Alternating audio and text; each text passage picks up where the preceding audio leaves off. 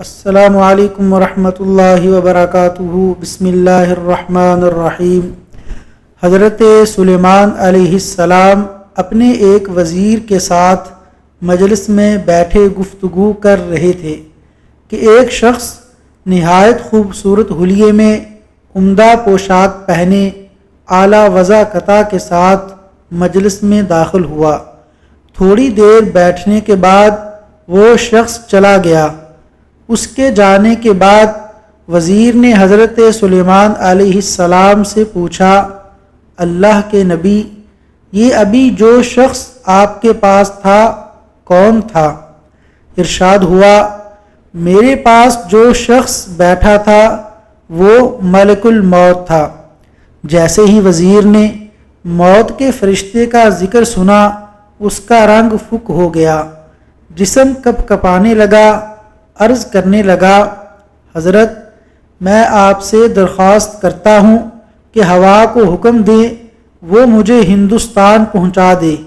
میرے لیے ممکن نہیں کہ اس جگہ بیٹھوں جہاں ملک الموت بیٹھا ہے۔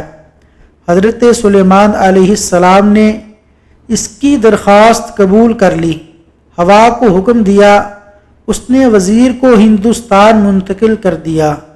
تھوڑی دیر گزری تھی کہ ملک الموت دوبارہ حضرت سلیمان علیہ السلام کی مجلس میں حاضر ہوا۔ وزیر نظر نہ آیا۔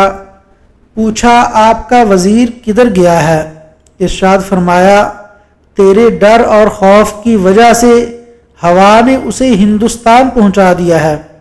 ملک الموت کہنے لگا، جب تھوڑی دیر پہلے آپ کی مجلس میں آیا تھا تو اس شخص کو آپ کی مجلس میں دیکھ کر بڑا تعجب ہوا، کیونکہ مجھے اللہ تعالیٰ نے حکم دیا تھا کہ فلاں وقت پر اس شخص کی ہندوستان کے فلاں علاقے میں جان قبض کرنا ہے، اور یہ ہندوستان سے ہزاروں میل دور آپ کے پاس بیٹھا ہے۔ سبحان اللہ۔ اللہ تعالیٰ تقدیر میں لکھے ہوئے وقت اور جگہ کو بدلتا نہیں۔ بہرحال میں وقت مقررہ پر ہندوستان پہنچا تو یہ شخص اس جگہ موجود تھا، اور میں اس کی جان قبض کر کے آپ کے پاس آ رہا ہوں۔